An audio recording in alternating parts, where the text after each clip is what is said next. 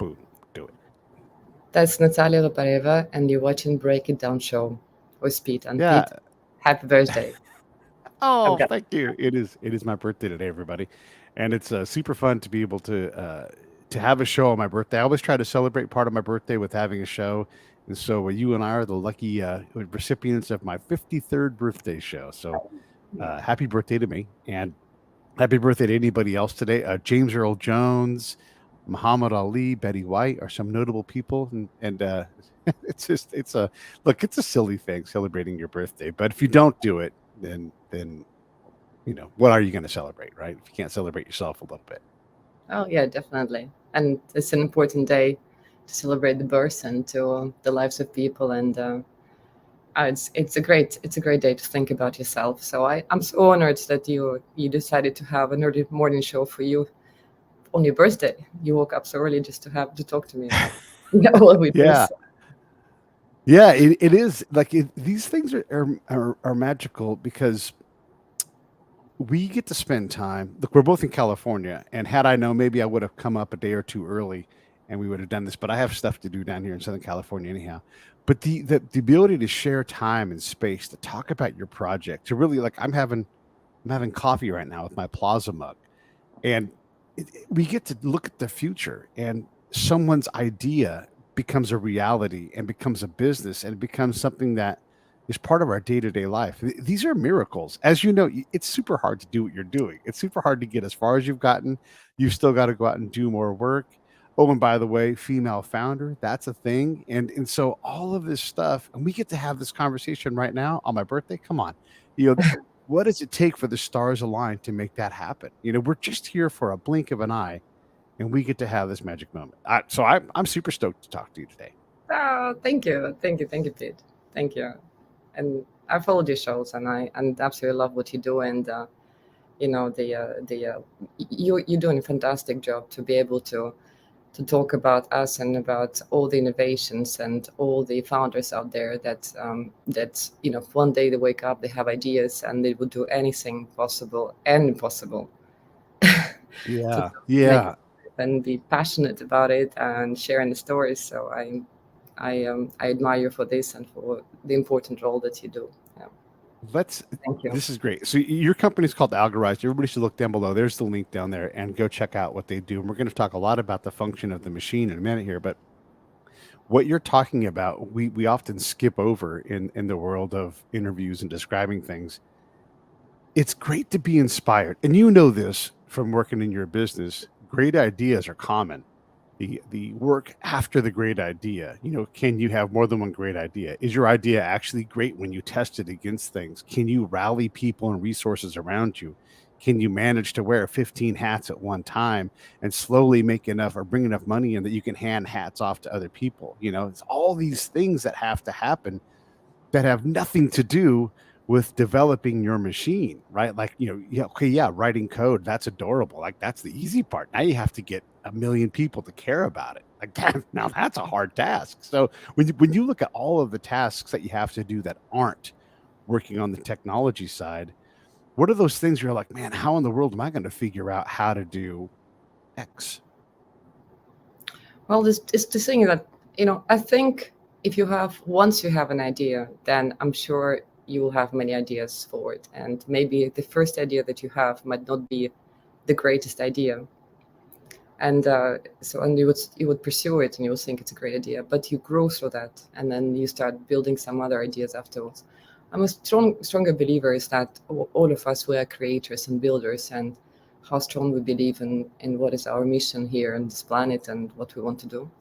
So the this idea, specific one, it's not from natural evolvement on the first one, and it's interesting things that was you start with something, and you think it's you doing something right and everything, and then how this changes, how the people that you start engaging team and the people around you, and then they come up even with greater ideas than what you had initially, and then your initial idea from where you started to where we are today and what we're actually doing, it's actually kind of taken a different turn, like you like, Mm. but much larger scale, because you are able to engage people around you, and I I'm so grateful that I'm working with great people and a team and engineers, and they're passionate. We sometimes like fight with each other with ideas and challenge each other. And it's great. I think the biggest thing, once you have, from the moment of having an idea, your time of kind of your own success, where you measure it, is that when you just sit back in the meetings and you see other people, like brainstorming and bringing things together, and like, Yes. just you feel that energy in the air. And for me, that's the greatest thing, to be able to see that. And you just feel like so happy, I guess. I want to spend some time in this moment because, like, so I've built this ridiculous show, right? And I've had all of this success and all of these, there's all kinds of things that I still need to fix. And I get down on myself about it because I want it to be better. But I look back and I'm like, holy shit, 1,500 episodes, all these incredible people, whatever they've done, whether they've started a company or they've sold hundreds of millions of records, right? Like, Yeah. whatever it is, I've built this thing, right? And my buddy John, we founded this thing together. And there are always ideas and concepts. John will want to change something about the show. And I'm like, that's great.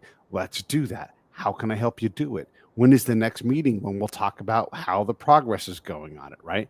And when we realize is what we want to do and what we have to do and what we get to do, those three things don't hardly ever align, And so it's like, what do we have to do? Okay, great. We have to do 1, 2, and 5. Um, what do we need to do? Well, we got to do these other things, and we're not doing those. And now, what do we want to do? Well, forget that. There's no time for that anymore. And you can quickly use up all of your time, money, resources, people, and you really have to. You've got to, as the boss, you've got to keep people focused. Like, yes, that's a great idea. That's an idea for 5 years from now, maybe, right? And so, trying to keep everybody on a timeline, but also being flexible enough to say this is a worthwhile pivot. This is worthwhile for our resources. Talk about that aspect of what you do as the boss. Yeah. No, that's, well, in my company, I don't really see, they call me a boss. I think they're just really doing that to make me feel a bit.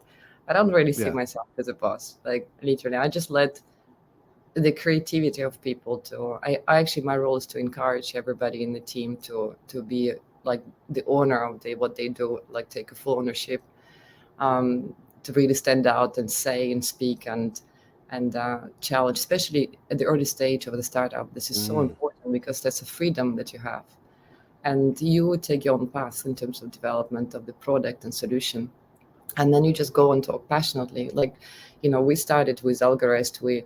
It's our natural involvement because we first built a product in the alarm business and security business, and that product was so different in the market. We used the sound to detect the early break-in. So like we would, like through the sound, we could see that when somebody's trying to break in the door and the window, and we didn't have any additional sensors. So we actually made the sound of the natural things to work.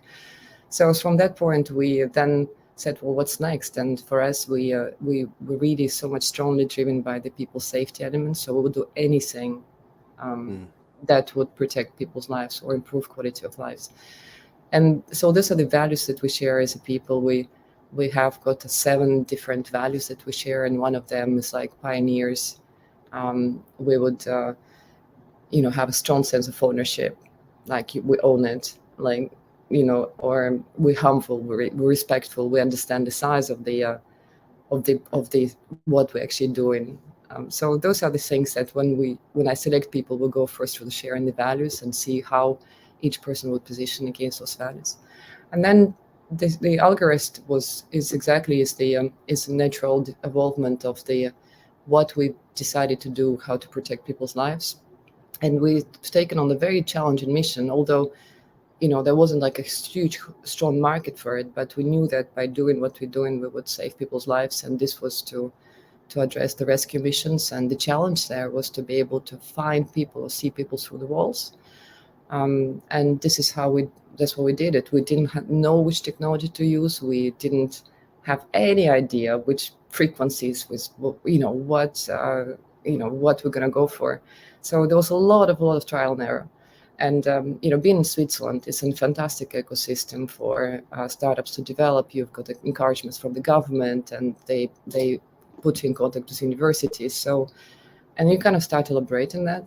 And so when we launched the product, last year was a minimum viable product. We just had a prototype ready, and reached out to a number of businesses, and we said, well, this is what we do. We detect people, watch distance, what speed they're moving. We can see through the walls. We can see your heartbeat and breathing at a distance as well. And this is where the major pivot happened, is that the major industries worldwide says, hey, I am also trying to solve this people safety problem. And this is very critical for us. But if you look, for example, at an automotive, there's how to find a child in the car, the driver, like monitoring the risk of the drivers in the trucks. They said, we have the same problem. Come and talk to us about how you're solving this problem. And that's how the major pivot happened, because from the small idea, then you just started industries joining and realized that we're solving not only a problem for a specific application, but for many applications, whether it is consumer electronics or automotive, industrial applications, for the heavy machinery, very dangerous tools where you put the sensor and it just will stop working for the maintenance when it detects a person. So we realized actually this, and then it just kind of starts growing, and the natural pivot really happens, and it's all the creation of the team, basically, not really, it wasn't like really pushing. It actually was so, the development of technology, I think because we were looking more at solving the problem. And so that's why the technology was just a natural thing. So we decided to, for our application, use the ultra-wideband frequencies. At that stage, that frequency wasn't known. So if 5 years ago we talk about ultra-wideband, nobody would know.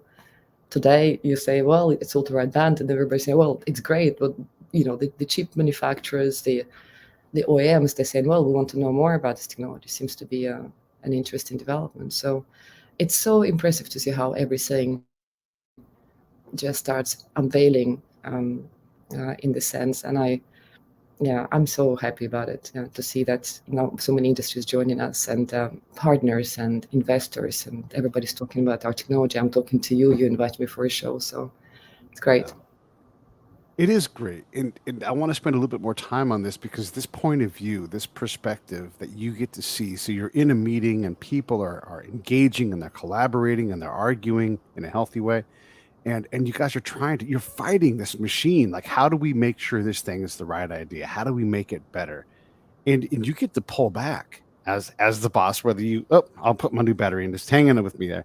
As we look at all these things that we have to sort out, we're trying to look at your company, and you realize it becomes something bigger than you, right? And it becomes this collection of all of these wonderful minds. Talk about those moments when this does happen, and you get to say, hey, this is my company doing what it's supposed to do, and it's remarkable. Well, everything starts from the moment where you start, you change in your mindset, and you're not addressing the technology and how the technology can fit into the products, but you kind of, you've put a focus of what you're trying to solve as a problem. I mean, everybody's saying is that, what's your problem you're trying to solve? But it's more the saying is that, okay, what exactly do you want to do? And we were clear that we said we want to save people's lives, right? Some companies are on the mission for the saving the oceans and everything, but the life is such a, we can make several mistakes in life, right? And you have second chance, maybe third chance, but you have only one life. You don't have second life, right? And the moment you realize that, and then you start building technology. I mean, and today with technology aspect, you can do so much, like absolutely everything. And you can learn even how to code. You can, you can, if you really want to do anything, that technology is today it's such a great tool to be able to realize your ideas. And so the most important thing in everything is to make sure that you apply technology in the right way. You're not really, so we're building algorithms, we're building the code AI, right? And we're building, like, we have the machine learning running, and you realize that you have lots of eureka moments, right? And then you start like going through all these things. You're like, oh my God, I've seen that. But then you just kind of, and then, okay, I'm gonna park that for now. right? It's great. So but Mhm. you get excited about it. Once, okay, no, but this is not, again, and you compare against your initial goals. Like, does it help us to solve, how we can detect your heartbeat and breathing? If anything, like anything outside, okay, that's great, but we're gonna park that.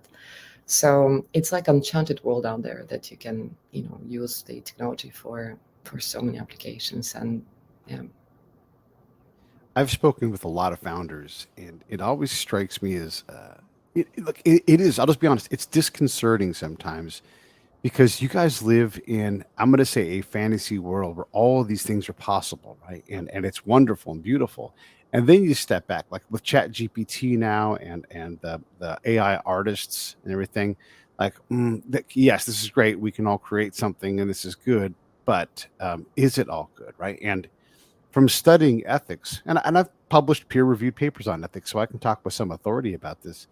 Ethics get really hard, and so our intention and our ethics aren't always in alignment, especially once you go down the road. So, as you create this machine, in some building somewhere, someone is creating a well-intentioned, but in reality, a Frankenstein, right? And so you build this monster that you love, and you hope that it does good things. But again, as the boss, as you're looking at this, how do you hold yourself accountable? How do you build this thing and understand that, gosh, there's a real risk that this machine will create? Yeah, and in your case, maybe people are overreaching in terms of privacy denial, right, or something like that. I don't know, and I'm not trying to pick at your product. I'm just saying there is this scale where there's the good and there's the bad of technology. Well, remember, who build technology are humans. We build technology, Hmm. right? So the code you write, the conditions you put, the how you direct the machine for learning, at the end is built by humans, right? So it's important. Like, my role as the CEO and the founder is continue communicating to everybody in the Mm. team and the world, is that the reason why, and inspire people to, when build something, to build for a cause, like for the Hmm. positive cause.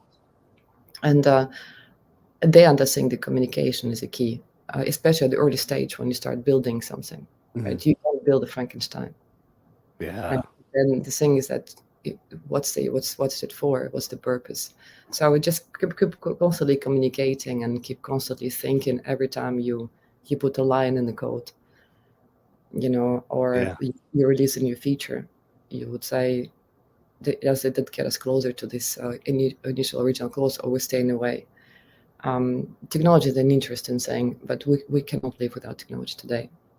It's actually, it is saving our lives today. It- it- Today you have in the fast responders, in the hospitals, the machines there, the AI actually saves many people's lives. And we cannot live without it. We're using technology to communicate, right? So to connect to each other. But before, it was very strange for us to communicate like this over video. But now we are able to convey the passion or stories, tell the stories using the just video. is Yeah, we're leaning on technology right now. You and I. I've got a digital camera, an encoder that allows my computer to talk to my camera. I mean, it's all around. I've got hearing aids in my ears and Bluetooth headphones. And I'm a cyborg. You you're a know, cyborg, exactly. You see. and Yeah. there are people that study the anthropology of the modern cyborg. Like it's part of what they do to try to understand us so that we can know who we are and where the weaknesses are, because again, like ethics are easy to project but awfully hard to measure. And sometimes when you have someone else, like part of what I did when I was working in combat zones, was I would look at what was the impact of what we were doing. Was this working? And female empowerment was a big thing. And I looked around and I'm like, it's absolutely unethical to do female empowerment in Afghanistan because we're not taking it seriously. And so if you want to fix that machine, it's like, well, what does taking it seriously look like? And you move forward, but we can't even have the conversation, which proves my point that it is unethical to project something ethical in this unethical place. War is a hard thing to sort out ethics. It's not. It is. I don't think it's as complex for you guys in your company, but that is how hard ethics are. Is like when you look around, you're like, is this working? Is this a good thing? And then something like ISIS comes along and takes Twitter and weaponizes Twitter. You're like, well, that wasn't why we built this thing. And so they can Frankenstein your wonderful machine and turn it into something evil. And Mm. it's just such an interesting thing to think about, like a thought exercise as we do get further down the line. Like no doubt about it. In our lifetimes, in the very 20 years ago, DARPA didn't even have their first self-driving car competition. And now there are cars driving down canyon roads driven by robots. And that's only going to be more and more and more.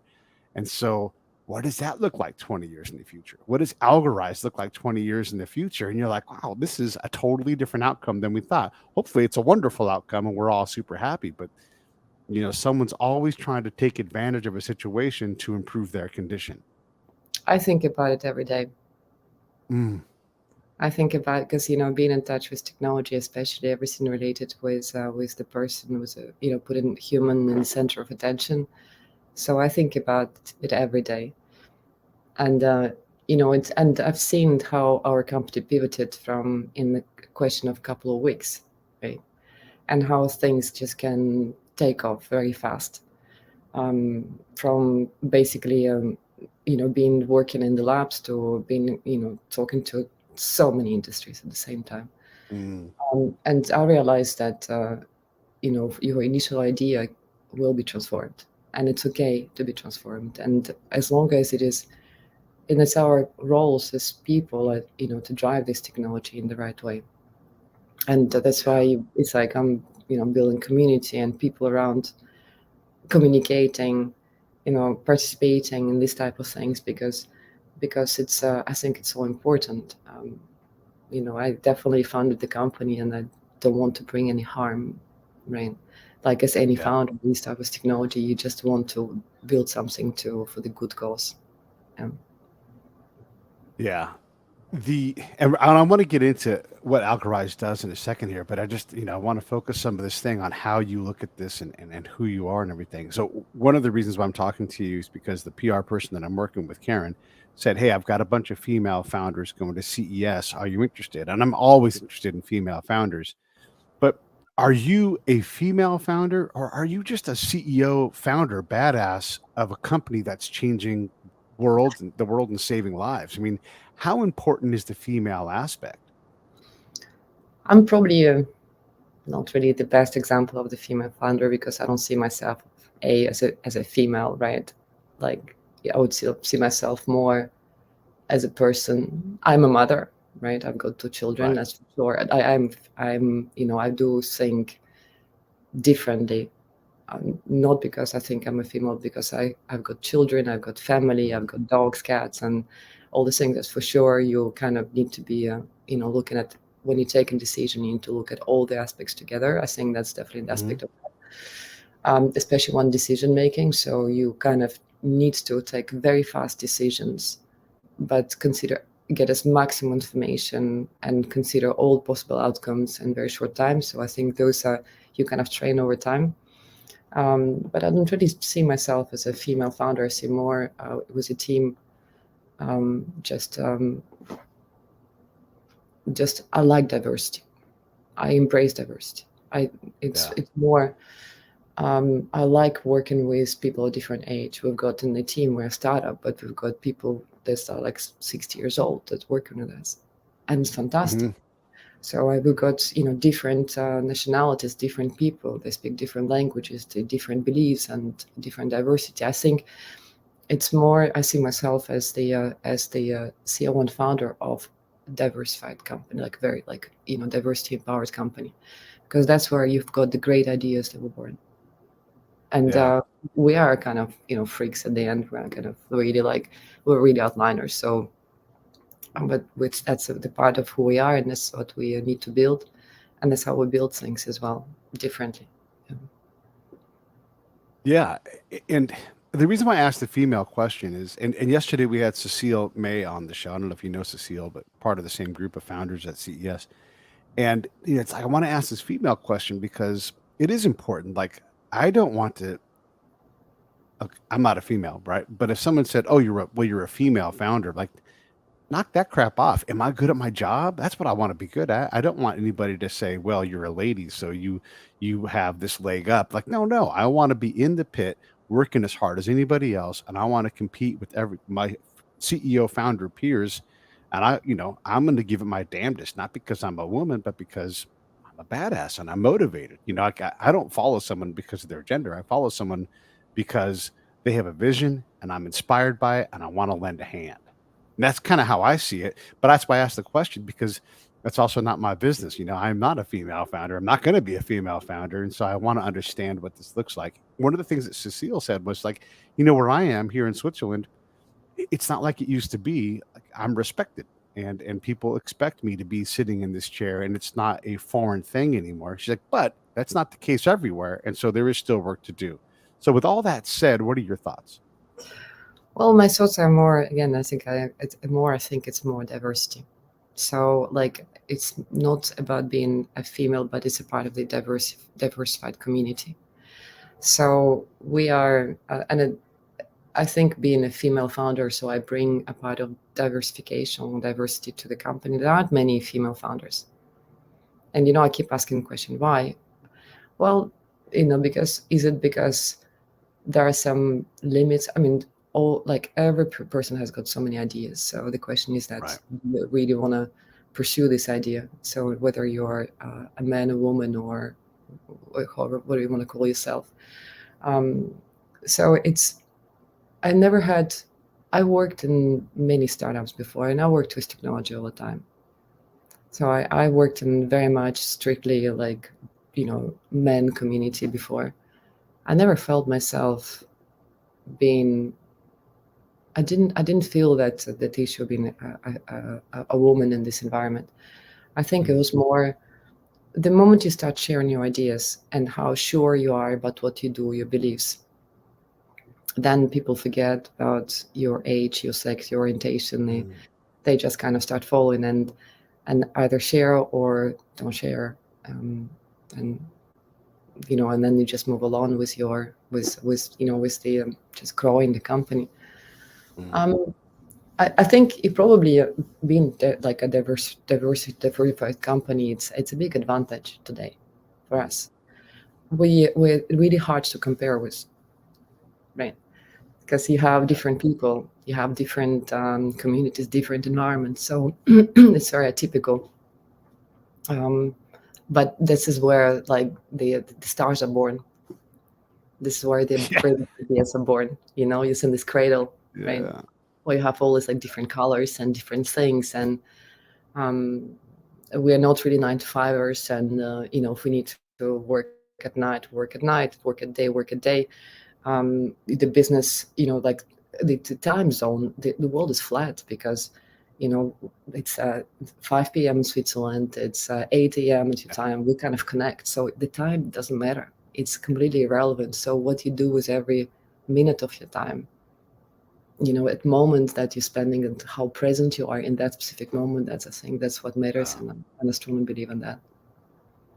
I love it. The time doesn't matter. It's the quality of how you use the time, right? That's a great one. I'm going to definitely keep that. The time doesn't exist. Yeah. The time, Yeah. the essence of time, the minutes, the hours, this is something that we as humans, we created for us to align, right? So let's say, let's meet at 8 in the morning because we know that at that moment we're going to meet, or let's go for a dinner at 7, or let's wake up at this hour. But this hour, we are the ones who created Mondays, Tuesdays, Wednesdays. In some countries, people work on Sundays, and some people. So these are the rules that we created. So many people can align and do something together as community at the same time, at the same moment. But the time as reality, it doesn't exist. Yeah. It's 4 years ago, I came to this US in 2019. I was at MD, and I said to myself, one day I will be here as at the show. And then things just happened, and they called us and they invited us to participate at Swiss Tech 4 years later. Now, you think that 4 years, it's a lot of time. You would say, oh my God. But then if you look at all these little moments that you've done, like the days, they go very fast. So the Hmm. relevance is completely different, right? And those are the things that you also realize in reality when you start working with technologies. We don't look at time when we look at the understanding your heartbeat and breathing and other things. We don't look at time as we just look at time as a measurement. We don't use this at all, right? If the moment you remove the time, you look at the evolvements of things, of the frequencies of the nature.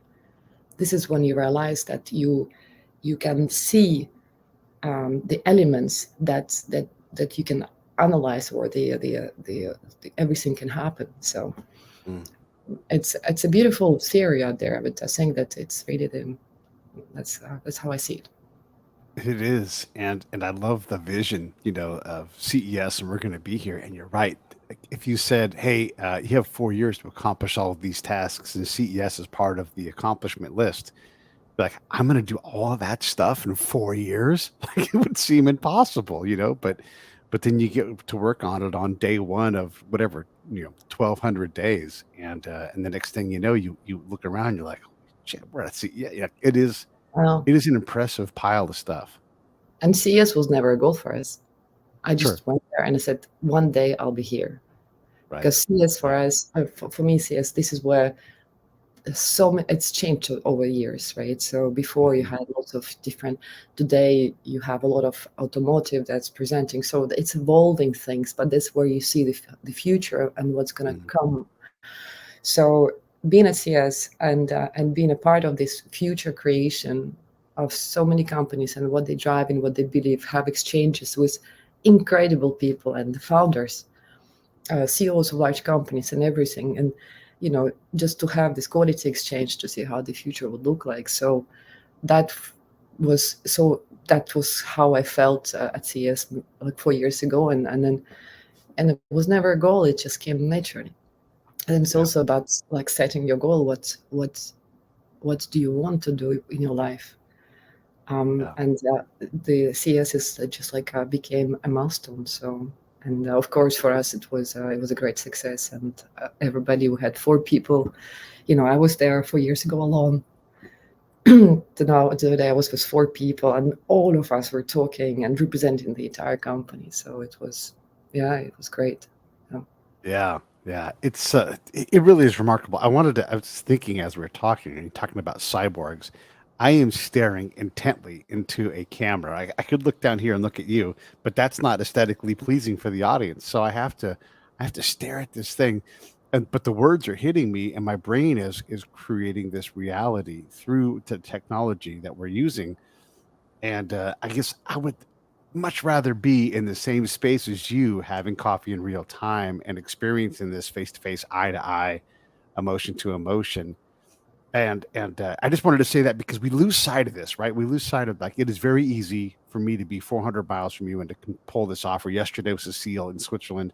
It's easy to do that, but the moments that we share where we're not just staring intently into a lens of a camera, right? I'm staring at the iris of the camera and focusing.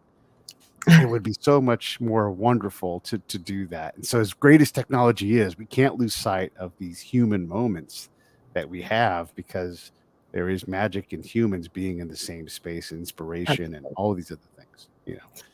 Those things you can Yeah. never replace, like the human presence of people that you really have an exchange, looking into your eyes, and having that presence of the person, or being having the presence of people that you love or people that you want to spend time with. You will never replace that with the Yeah. digital things. Of course, we're trying from the technology point of view to get as close as possible to this with AR and VR experience, and Yeah. how we're going to get these smells and senses, and that's where technology is going to, for sure. Yeah. And I'm really excited to see how technology can solve all these challenges, and this is what you could see also at CS. But as humans, I guess it depends on generations as well. So Yeah. if you look at the younger generations, they don't have as much dependency on the human interactions what we have, because we know what it is, and we kind of miss that. Where the younger generation, they don't know what it is. They are born with the connected, right? So Yep. they and the interaction for them is different. So the Yeah. society itself evolves, right? But interesting saying for me, for the CS, I think that one thing that really touched me was how the technology today is able to reproduce the smells. And there was like one beautiful, like absolutely interesting Japanese company. They literally build this smells technology, right? So you Uh-huh. have the thing around you, and whatever you see, if you see the sea, and there's like these 6 nozzles, right, with different fragrances, and then so whatever you see, if you see the ocean, you would smell the ocean. You would see, then you walk in Mm, the forest, you would kind of smell the forest. You cooking something, I don't know, you smell that thing. So you kind of transmitting yeah. this through the technology, and it's all like coded, right? It's crazy. Mm, Or there's another Israeli company that's also kind of solving the smells through the glasses as well that impact on your nose. It's incredible. So, and I tested those solutions, and it does very strange things with your brain. I can tell you, it's you just it's real, but it's not real. So something is wrong. So your brain is kind of trying to connect all these little neurons together to understand what is real. You know, but I see that, but I see the forest, and I smell the mm. forest. I don't see the forest. So we still go through those things through the technology adaptations as humans, I guess. But it's a part of our life today. So It is. It is part of our life, and there are ways to make a good proxy of those things, and we are getting better at that. But it's just interesting when you look at like the direction we are going. We are looking at the younger generation. We call them, Gen Z, but really they're the digital natives. That's one of the names they use for them because they are used to this thing. And we're going to see this different world. I mean, I already feel the generational gap. I'm 53. I'm not the oldest man in the world, but I grew up in a completely different time than kids in this day. And that's not a knock. That's just a reality, right? So it'll be interesting to see what happens. One of the questions I love to ask when people bring up diversity, and it's an important thing to kind of sort through is diversity and unity are antonyms, right? Not perfect antonyms, but they don't agree with one another. And you have to find a balance, I would suggest, between the value of diversity and the power of unity. Because if you go too far in one direction, you blow apart. But if you are too unified, you become too locked, right, to get anything done. So, how do you see that balance, or is there a balance required, or is diversity the best default? What are your thoughts on diversity versus unity? we're all united in what we call a company called Algorized, right? And it's our choice to come and work and do. It's our choice to do something valuable to our time, and that choice we decide based on our decisions, right? That we take every day. And the company is already unity, right? We are a team. We are following the same goal, the same mission. We share the same values, right? So that's why aligning the values, initial values, before everybody comes and joins the company. This is basically aligning with the unity, like of the community. That is a unity of things, and the Mhm. unity is as what is becomes a global of the diversity that is inside. You see what I mean? So the you need to be to bring the diversity to for progress, but you need to be in agreement and align with what you believe. It's like the same things. You have friends, you meet with some people you like to share lots of ideas, you connect, right? Because you create this unity, right? You kind of align with the same things, you believe in things, and you start evolving your thoughts and ideas. So that is unity, but we're different, right? So at the end, these two things, they are that some seems to be opposite, but we are united in diversity. Mhm. and Yeah, and that's how I see it. I love it. I love these answers because it's different for everybody, and it's not something that we. When I ask this question of founders and people who create things, this is not something that you guys are slowed down by. You've really thought this through enough. Even if you haven't thought about this specific question, you are always trying to balance togetherness and inclusion. And it's like, how do we do this thing? So I appreciate that answer. One of the other things I like to talk about, and granted, right now you're on the West Coast with me, but if we were in Switzerland, it's a different world than the one here in California, right? So Zurich is 1,300 miles from Kiev. 1,300 miles from where you and I are sitting is the first big city in Nebraska. So in I don't know, 17 hours, we'll call it 18 hours with a couple of stops, we could be in Scottsbluff, Nebraska, or we could be in Kiev, or a 3 hour flight from Zurich to Tel Aviv, right? And so there's these places that are completely different worlds than what Switzerland is. You can be in Hungary, you can be in Albania in the time it would take us to go from here to not even New York. And so when you think about that and like how wildly different Kiev, Albania, Tel Aviv, Tunisia, Libya, these places that are all not that far from Switzerland, it makes me think, gosh, as a company designed in Europe or as an international company, international really means something in Europe. Well, it's there are a couple of things that of course, the one thing is that it is kind of, we call it, I don't know, it is a shocking to be able to travel from one place to another in the States. It's that you realize the size of the country, really, like you see it on the Yeah. globe, you see the picture, but then you realize the size, and then the first thing for a European when you come here, you say, oh my God, they speak the same language. Yeah. You can communicate, right? You don't need to make all this extra effort to use your hands to communicate or learn another language, because it's just so simplified, right? You're Mhm. communicating, you're united, you communicate, and of course you've got different aspects of living, quality of life, but you already, it's a good base that you speak the same language, right? So Yeah. for growth of the ideas and sharing your thoughts, that's definitely, it's the aspects you have, like a natural advantage. Now the Europe, we are very different in the sense, because we have to speak different languages. Even if you look in Mhm. Switzerland, we've got 26 cantons. So the size of the Switzerland is like, we're quite very small. Like, I know Mhm. we small, the population is smaller than population of New York, right? And we have 26 different cantons, and we speak three languages. Each canton it's got its own regulation. It's like a state in the States, and we've got Mhm. different regulations, different policies, different local local governments and communal governments as well. So we've got three different government systems. We are very much driven by the votes of people. So and very like open for all the new people and technologies and adaptation. Or everything is kind of decided by people, right? So any votes, if you want to, for example, pass a vote, you have to get 100,000 signatures. And then once you get 100,000 signatures, you can actually vote, pass it for the vote and make people vote for this a good idea or bad idea. So that really kind of encourages this freedom of the express and choice, and also realization of things.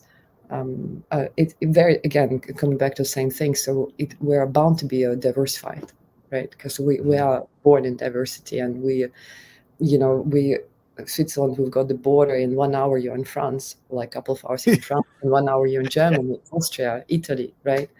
And it's a completely different thing, different food, different currencies, different Yeah. way of communicating. So, and of course you want to travel, and you cannot be landlocked in the first moment, so you have to kind of Mhm. born and understand different cultures. I speak 6 languages, my daughters speak already 4 languages. So it's not because we're intelligent, but because it's the part of this where we are and where we live. I love that you said that because we get down on ourselves for just speaking English, but just speaking English means you can communicate in almost anywhere on the planet. And France is the size of Texas. Switzerland is probably half the size of Maine. We don't even think of Maine as being a big state at all, and Switzerland is half of that size, right? And so you're forced to deal with things like, oh, and there's gigantic mountains all through Switzerland and Austria and northern Italy and France that make communication, a little more complex. But you're right. You can hop on a plane and in 4 hours be on three different continents, and not Yes. even near the edge of the continent, like deep into Africa, deep into Asia, And like Azerbaijan, is Azerbaijan an Asian country or a European country? Well, it's both, and a wildly different place than say London, you know? And Yes. yeah, and when you do business in these places, how do you develop the cultural chops to be able to walk in? Is you just rely on the product, or what do you do to be able to go from London to Azerbaijan to, yeah, again, Tel Aviv? Totally different places. Yeah, no, it's we are human. Like you based on your human instincts. You are humans at the end, right? Yeah, So so and most of the time you never talk about, like when we started our conversation, we weren't talking about the company and the product or anything. We're talking about things that we share and we believe. So that's you do the same thing. yeah, You go to the other countries and you try to understand their culture and what the important things are, yeah, what they believe, and that you, and then only after that you are able to, to talk about the business. That's how we kind of adaptive to the environment. Whereas here in the States is different. So, for mhm, example, which is very direct here, because you don't need to adapt to different cultures, right? So you yeah, don't need to go through all that things of understanding to communicate. So it's very clear what your ideas are understood and everything. Here, you straight away go down to the point. So you kind of facilitate the communication in a very direct way. So that's why you do have a lot of acceleration process in the States, and because you don't have to go through lots of different understanding of the different environments.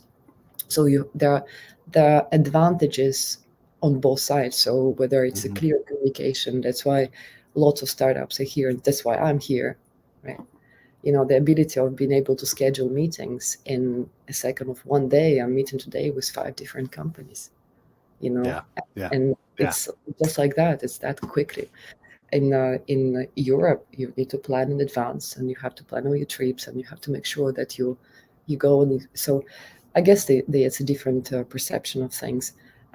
mhm, Both places, we kind of depend on each other. We need to have these cultural differences. We need to yeah, grow and build this economy, the trade between the countries. So there is always complete dependency on each economy. So um, but it's I guess for the constant traveler like myself and seeing so many mhm, places in the world, I, s- I encourage everybody to just travel and to discover the different places in the world, and yeah. to listen to people, what they believe, to learn their languages, because that opens your mind completely. Like you would just become a different person. Yeah, it's true, and I love the point about the understanding and entering into a different culture. That's one of the things I would have to do is like, how do you enter into this culture so you can understand it and communicate it back? And then you do see the changes in America. I believe that we look in Germany. There's a formal way of speaking, and there's like an entire way like of approaching in terms of grammar and verbs and everything else, how you address someone. And in America, it's much more informal and relaxed. And so you have these different things you have to form. In Japan, much more formal. A lot of pro-Japanese sentiment when you go there, and you can see these things that would make us uncomfortable here because these are folks on the island, and they have their way of doing things, and it is very closed. It's united as opposed to say San Francisco. And you see all throughout, like when people talk and companies do their earnings, and all, you see the Silicon Valley influence. You see the dress shoes on top, tennis shoe on the bottom.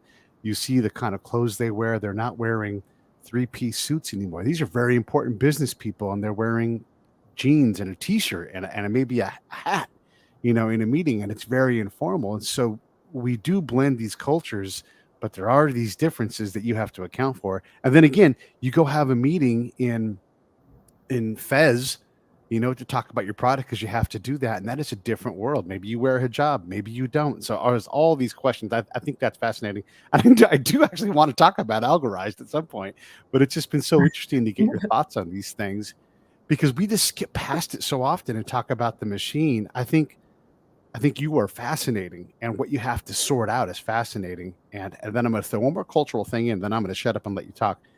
one of the things I've learned from encountering a lot of cultures is there are truths in culture across all human cultures, and one is that we all hate cancer. We all want better things for our kids. You know, these are like truths. We all want to share our food and our hospitality with the people that come to our home or our country or whatever it is. And so you do have advantages if you can recognize these truths. And I would imagine your product allows people to empathize, like, yeah, you know what, we can all think of this disaster where sensing where humans were would be helpful, or preventing this atrocity that happens by sensing, you know, the presence of beings in general, right? And so let's talk a little bit about culture, but also slide over to the product a little bit. And what does the future look like? Well, there is a clear need in the future to be able to protect everything what is around us and ourselves as well. Right. We, we see that what's happening with the planet. We see what's happening with the people. We went through the pandemics and other things. So it's actually probably the most exciting for an entrepreneur. Maybe it's bad to say, but it's the most exciting time for any founder to find a company, because you can use the technology for exactly for the good applications. And this is what we do at Algorized. We build this technology and application that runs without cameras, without uh, any optical solution. We build software, right? And we embed the software on chip on the silicon, and that software kind of brings that PhD to those sensors, to bring them intelligence, to sense people, to feel people, to know that there's a presence around. And the application of this, of course, it's vast. You've got the fast moving markets where there's clear demand for this, which is like industrial automation. Clearly, it's a the people's safety in terms of the maintenance. It is a big issue for any industrial company today. The other aspects of the automotive, where the monitoring of the passengers and the heart rate and children presence.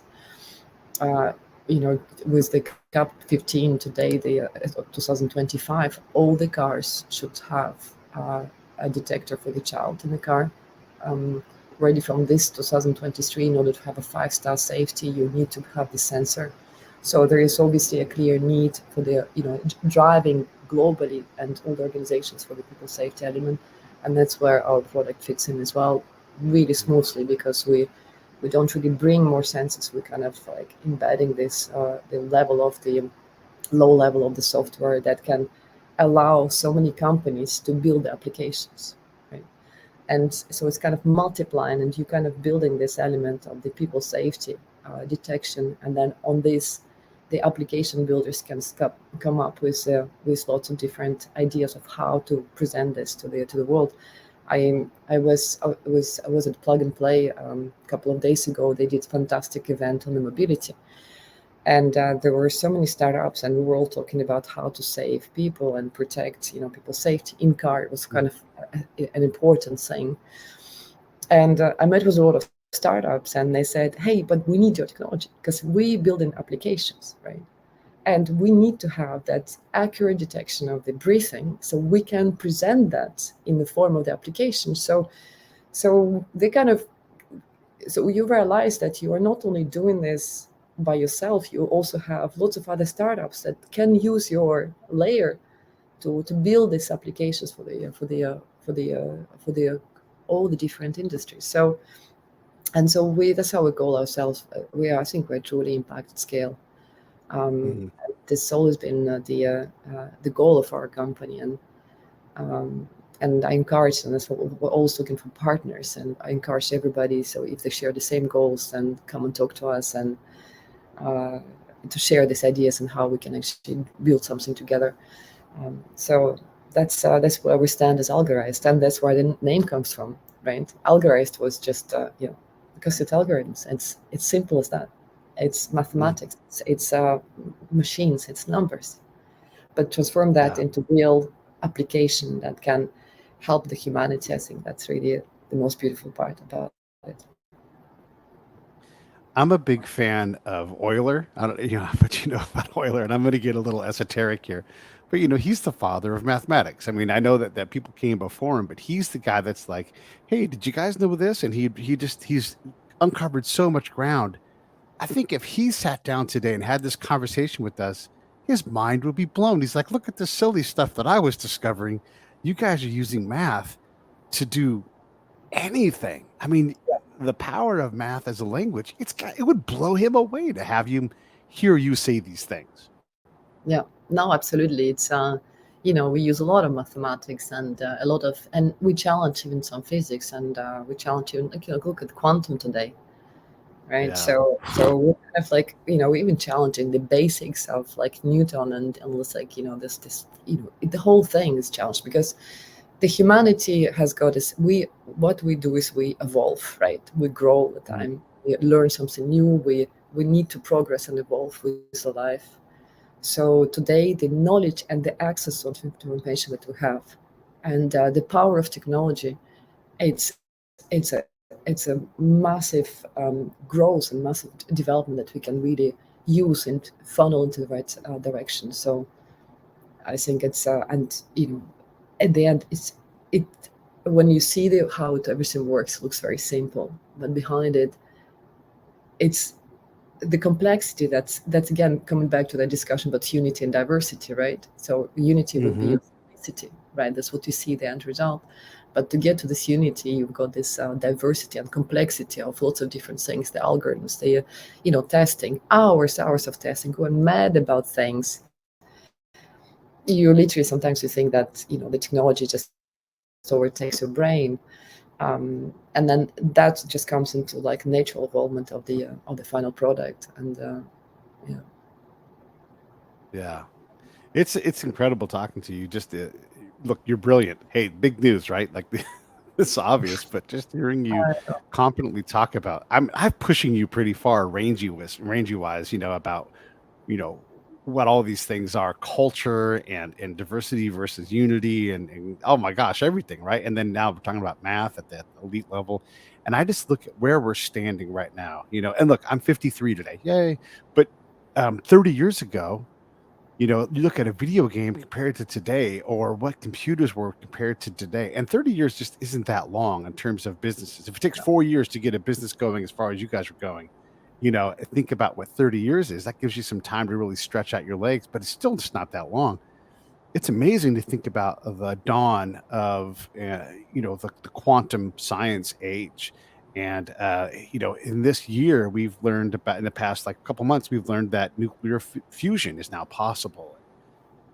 We might be rewriting the laws of thermodynamics, which isn't supposed to be possible, right? But because we're expanding barriers so fast, we're getting past things. And so a company like Algorized that's going to be able to change how we see the world and sense it. Oh my God, and then all the people who can take your platform and say, what if we did this with sensing and understanding? And it just like, what aren't we going to see in the next 20 years is really the question. It's not what are we going to see? Anything is possible. Yes, the no idea actually what I'm gonna see in 20 years. you know I even Yeah. don't know what I'm gonna see 1 year from now because the speed everything is Yeah. growing and evolving, and we have our product roadmap aligned for this 2023. We kind of, before I had a product roadmap aligned for 4 years, right? We'll say this, that. Hmm. So now we just we literally locked in our product roadmap for the next year 3 months ago, and we said that's we're going to stick to that. And Yeah. that's as much as we're really because we're still like in this cradles moment. Okay, we have some MVPs. We're now in the like proof of concept with industrial Yeah. partners, but we're still forming this technology, right? So we just can only know what's going to happen probably in the I can clearly say it was going to happen in 3 months, right?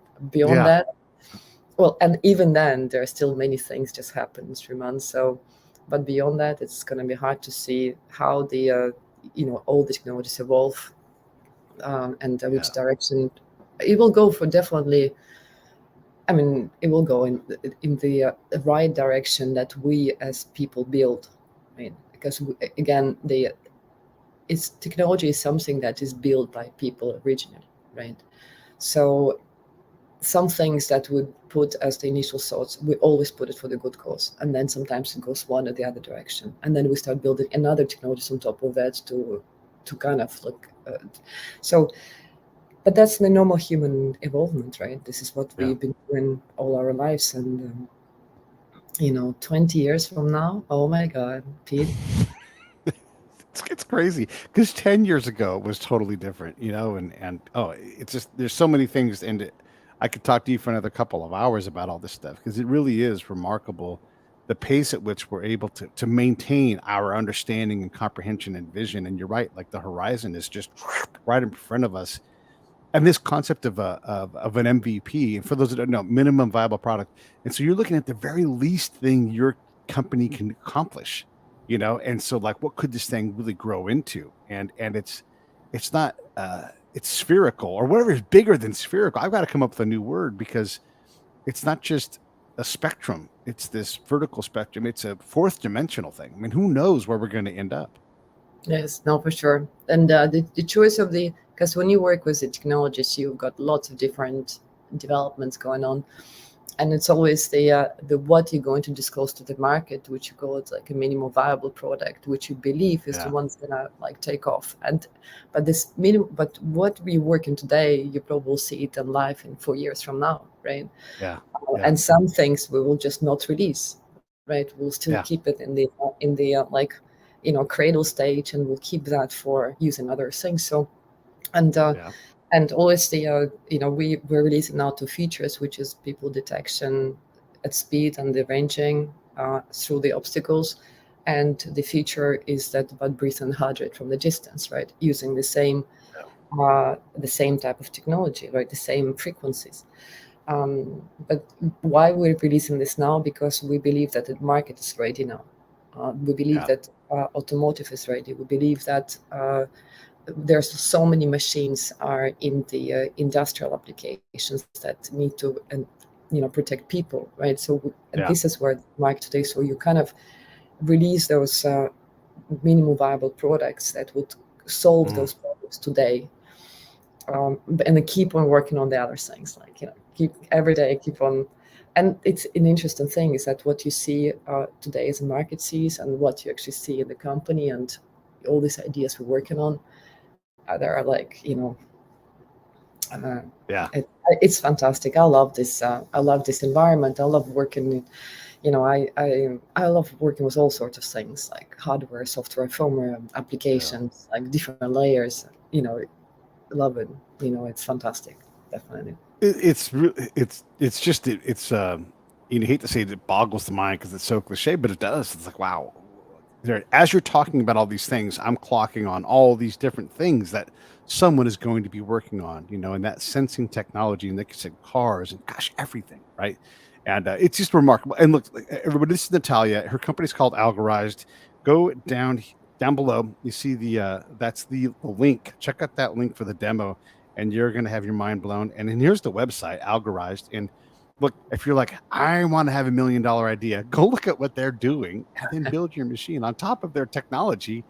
And then presto changeo, you've got the opportunity to work with Natalia and her crew to make something really magical. The future is just it's so crazy bright for you all. I'm so excited.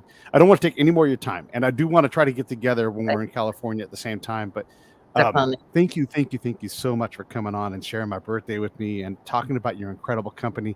What do you want to say in closing? I think that it's very simple. Every AI company should put humanity in the center of its development, and keep on looking at what the products you're going to release today that can make a major impact today and not 4 years from now. And this is what we're trying to do, and that's what we are doing with Algorized. I love it. I love it. All right, stand by 1 second. I'm going to wrap it up. Hey, thanks for watching the show. I really appreciate it. Right here, you can subscribe. Please do that. It makes the show grow. Hit that notification bell so you know which incredible guest is coming up next. Down below is the PayPal link. You can put a small subscription in. That is an enormous help. All that money goes right back into the show. And then right up over here are the next episodes you should listen to, curated by yours truly.